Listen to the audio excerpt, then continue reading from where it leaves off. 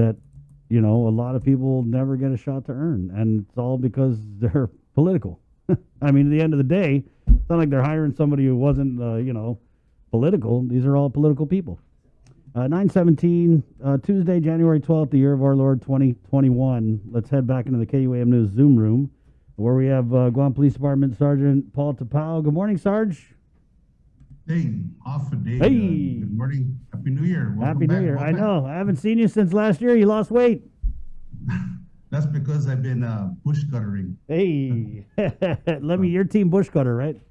Yeah, I'm you know, that's my therapeutic is when I get into my bush cutter mode, you know, I become a bush cutterer. So Right, yeah, bush cutter. And you're right. I mean, it's like you don't have time to think about anything because you're just in your world with that. And I've solved all my problems a lot with bush cutter. You talked about Japanese grass, so my lawn is littered with Japanese. It is Japanese grass. Right. It's the top grass, and you can't run a you know, a gas powered mower because the blade will get done with the grass. So, you know, getting that right nylon string, it's always, you know, when you take a look back, and Jason doesn't take 9 hours, dude.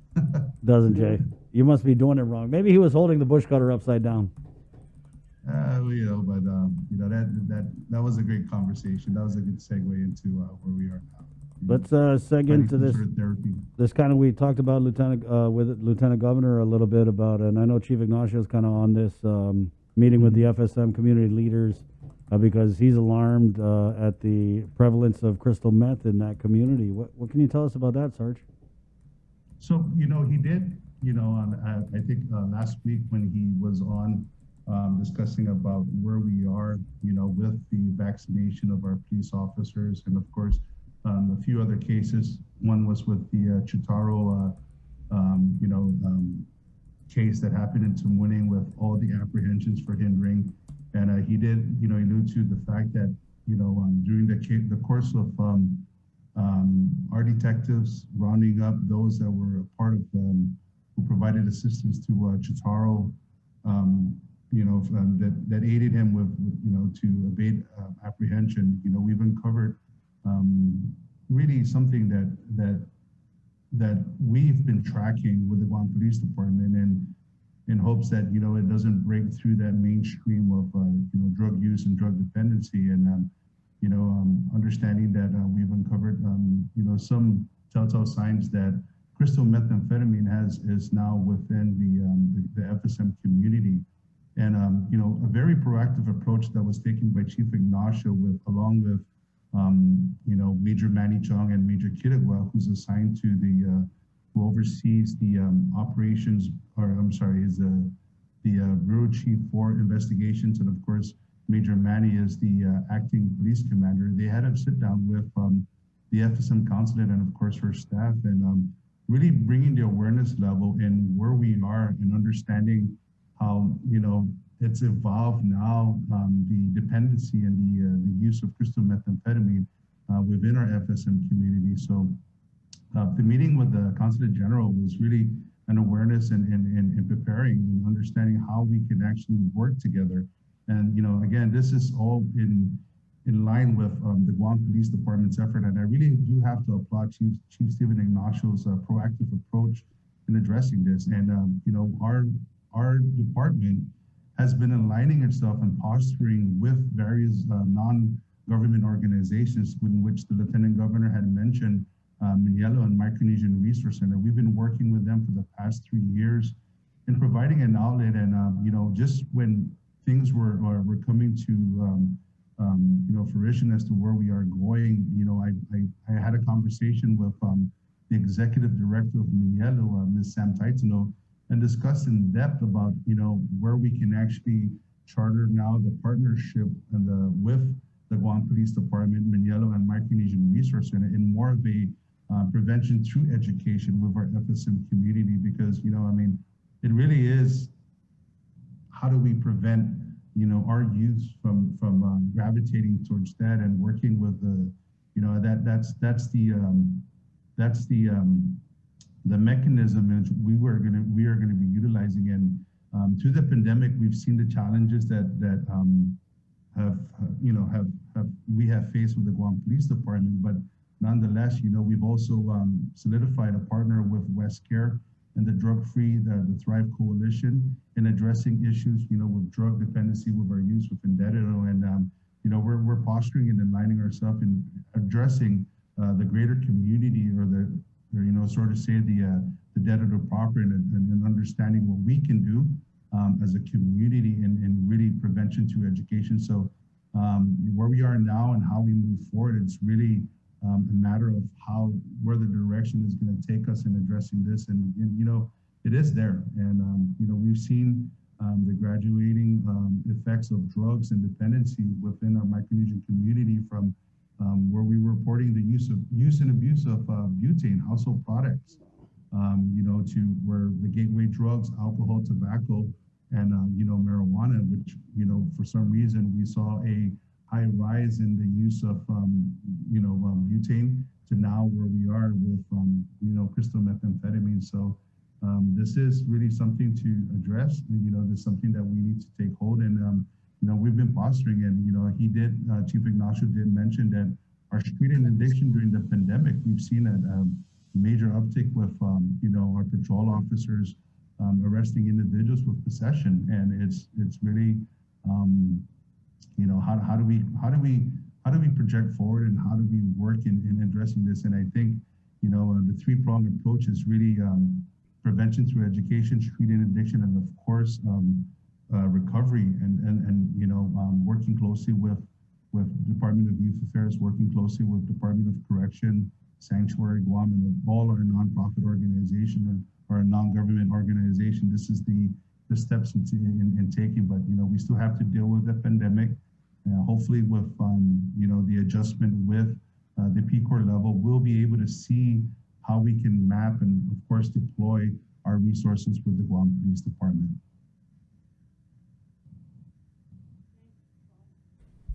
But Paul, at the same time, you talk about prevention. We've been hearing this for years about this war on drugs. It is an epidemic. I want to say a pandemic on Guam.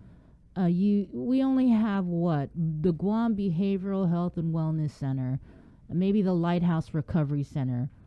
Do we even have enough resources to handle and address the drug pandemic on Guam? You guys can do so many prevention programs, but look, the FSM community, it's infiltrated their community despite all of the efforts you guys have been doing. I mean, what is it going to take to address the problem? Really? So, I did mention the three-prong approach, right? And this is where we've been hearing about a three-prong approach since the last administration. I think we need 6 prongs. 6 prongs. Yeah. But, this is the steps in which we can actually start working on and taking, and it's really aligning and posturing how we can actually address this. I hear the frustration. It's tearing families apart. I too, I'm embedded in the community, and trust me, as we speak, your frustrations are great.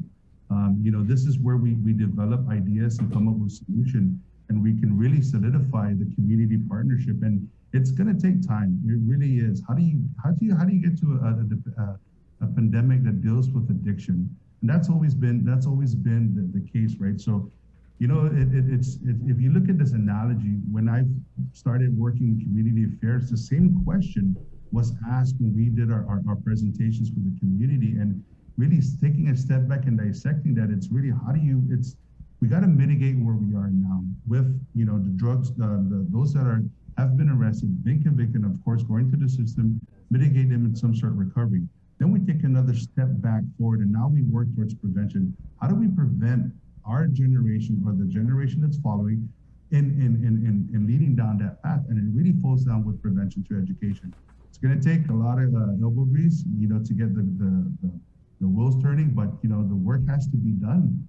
There is no way to run it. We can't just close our eyes and tap our feet 3 times and dream that there's no place like home, because in a realistic world, this is not going to happen. We have to work, and I want to assure the community that we continue to work in not just interdiction, with our street interdiction, with our SIS unit, but also in prevention. And this is where the Guam Police Department is really working within the community, and with both our government agencies that deal with, rehabilitation and of course recovery, and working with our NGOs. So these are the steps, and like you and many other Guamanians, the frustration is there, because if you look at what happens with one person who's addicted to crystal methamphetamine, that addiction, that person may have a job. Yeah. And I But, use but this we're not analogy. just talking about crystal meth. We're talking about opioids.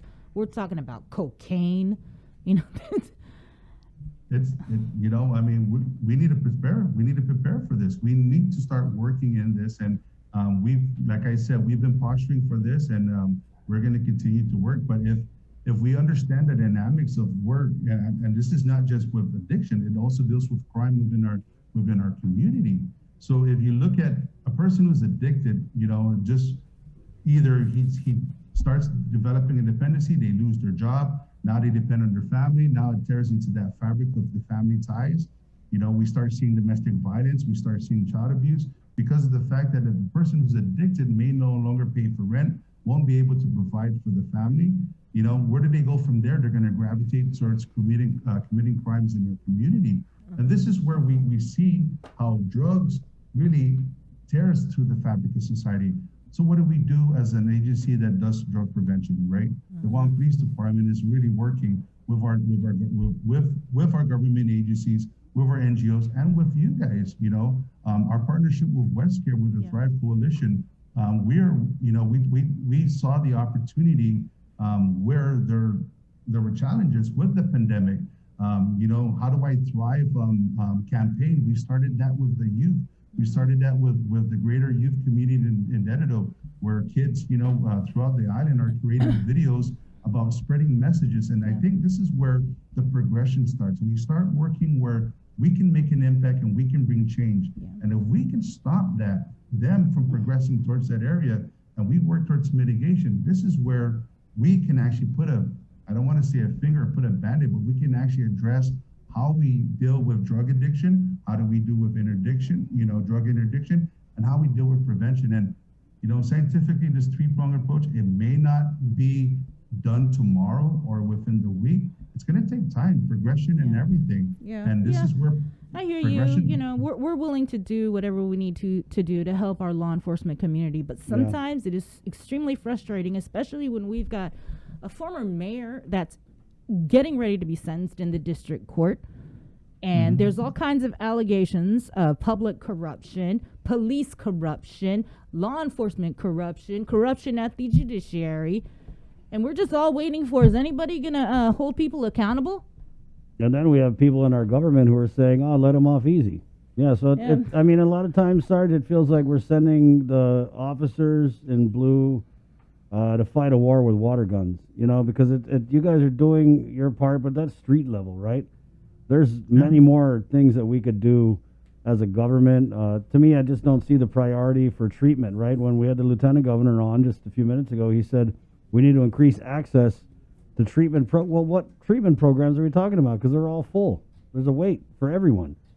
So I think that's, you guys can go out there and you could bust the people with the defective taillights. And I mean, God, at Maggi's, we had 8 different people arrested for 8 different possession of meth charges, So it's crazy. I mean, no one's saying that you guys aren't doing your job. I just feel like you guys might be the only ones doing your job. No, we work closely. I want understanding this that, Teresa Ariola up at, Guam Behavior, she has opened, if you look at where she's, where she came from before, her director taking the directorship up at Guam Behavior, she was an instrumental part in Sanctuary, absent of, Ms. Sarah Nedida, who moved on. And if you look at Sanctuary's success and what they've done with the youth and the efforts that she brought, she's bringing that into the light with Guam Behavior. And I've worked closely with a lot of her effort, her team that deals with prevention and understanding, where they are now with recovery and drug rehabilitation. This is the step. These are the steps in which we need to address, and they have been addressing with the Guam Behavior and, of course, under the direction of Ms. Teresa Ariola. But there is more, and you're absolutely correct. We can use more.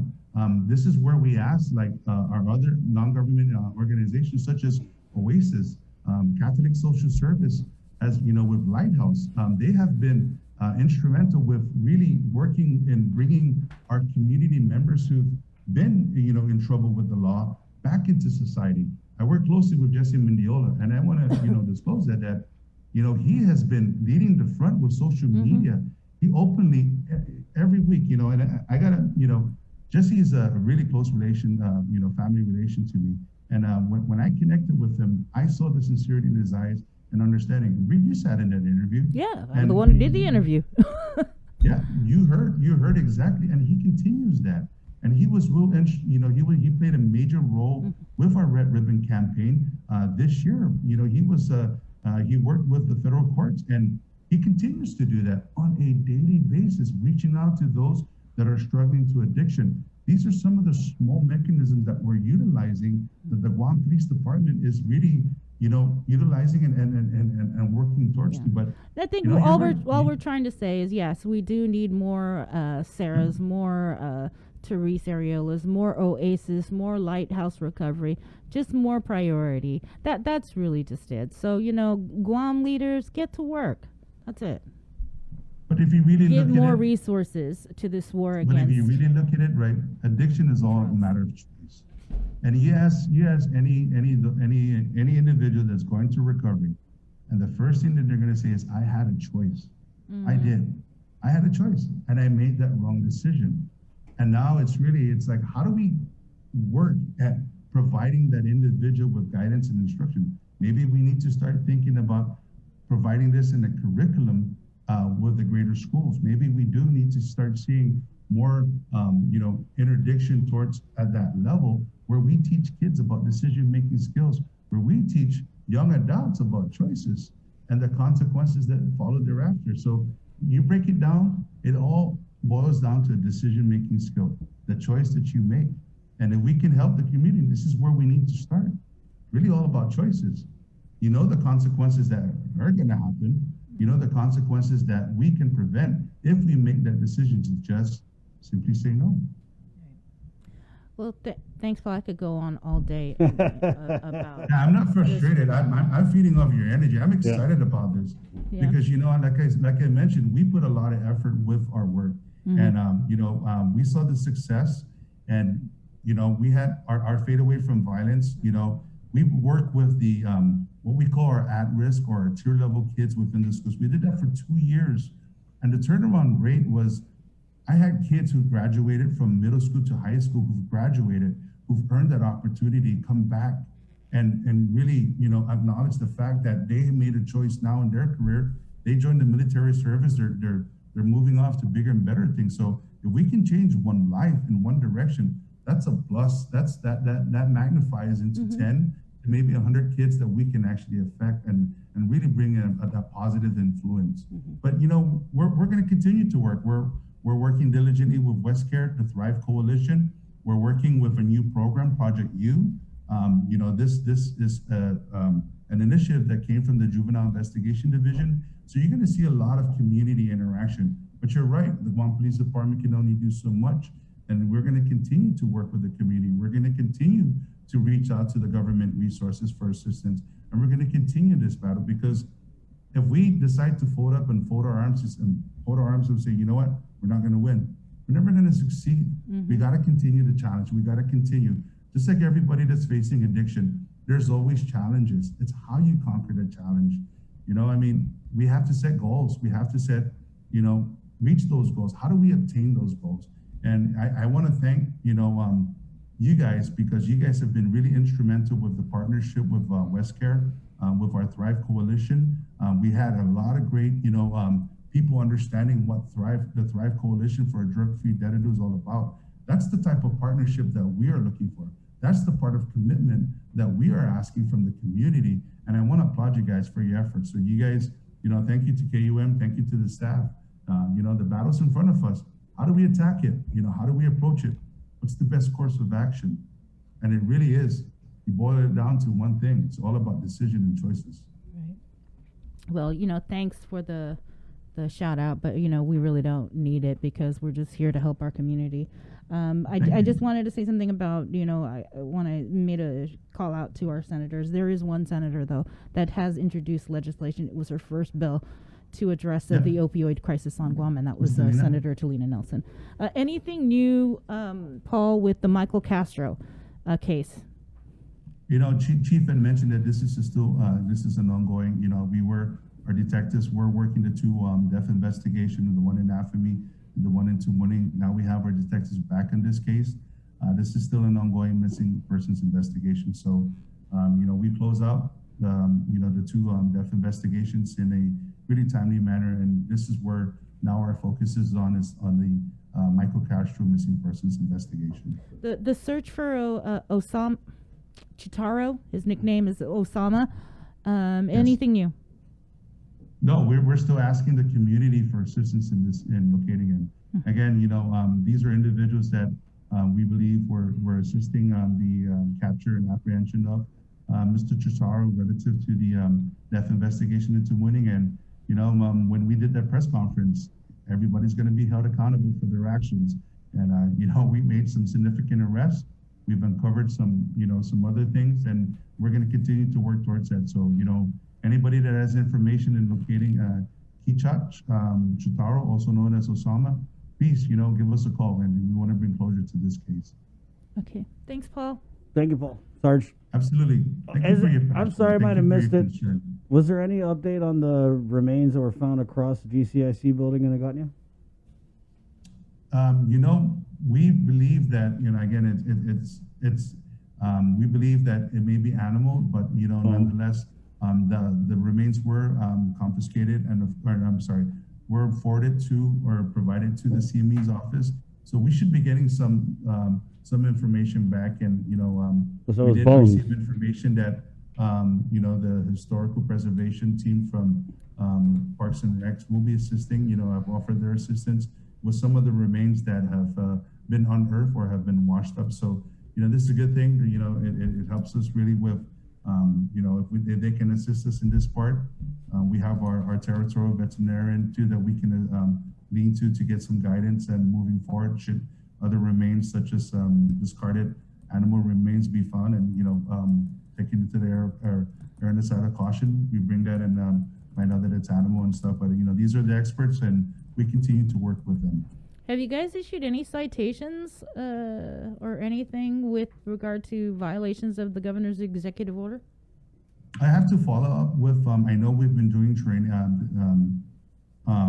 the enforcement team from Department of Public Health and Social Service has been trained by the courts in issuance of the citation, and we were also supposed to provide some additional training for them. So I have to follow up with training, dude. It's been since November. What can you say? Maybe the community has been compliant, and you understand. I mean, the numbers speak for itself, right? I mean, the CAR score has significantly gone below the two, the strive for the two, right? Below that average. We're seeing 300 cases, the 300 people who have been tested, and we're seeing 9 positives, and it's attributed to contact tracing. It's attributed to the efforts at the quarantine. So there's really some good indicators that people are adhering to the social distancing. People are adhering to the mask wearing, and of course understanding that they're doing their due diligence in really preventing the spread of COVID-19 in the community. So if you take where we are, where we came from when there was that surge to where we are now, where our CAR score has been consistently below that average of 2.0 or 2, I think it's really a testament of the efforts of the community. So, we'll wait and see. I think it's also because GVP's Protect Guam campaign. I like that campaign. Me too. I think it's also a tribute to the link really pushing and that's the real reason. Yep, there it is. Facts. Thank you, Sarge. Boom. Okay. We'll see you. Thanks Thank again, you. man. Thank you guys for your passion. Of course. Sabrina and I have sat down. We've come to agree in many, many things, and some of the platforms that we've used to convey to the community has really made a significant impact. And hopefully, once things have become more better for the community, we can come back and we can start doing those specials and really providing that platform of educating the community and prevention and stuff. So, I want to thank you guys for really being committed towards, bettering the island and of course educating the community. So, big ups to you guys. Thank you so much. Thank you, Sarge. We got you, Paul. Yeah. As much as I'd love to have you just keep on complimenting us, we got to move on to our next guest. All right, then. Maybe we'll talk about the nylons that we use, right? 0.133 diamond cut for. That's meta. He wants to go deep into bush cutting. That's like a whole podcast series, man. right? Yeah. Chindawa, first to start, last to quit. Yeah, that's it, bro. Do you know about lining the sidewalk curb with the bush cutter sideways, Jay? He don't know nothing about that. Edging the curb. Okay, Sarge. That's that. Okay, so there you go. 9:42. Yeah, drugs just gets me. Yeah, that's Gets just. me upset. I mean, it's just. I don't even know what to say anymore. It's just another thing that we just got used to, I think.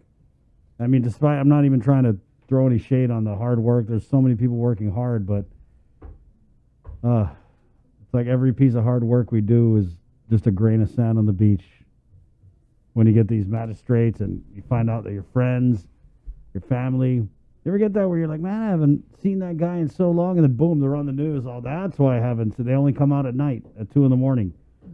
But jokes aside, it's too much, and I just want to keep it hot. Want to keep the pressure on because, like we said, this cannot be just something that we all learn to live with.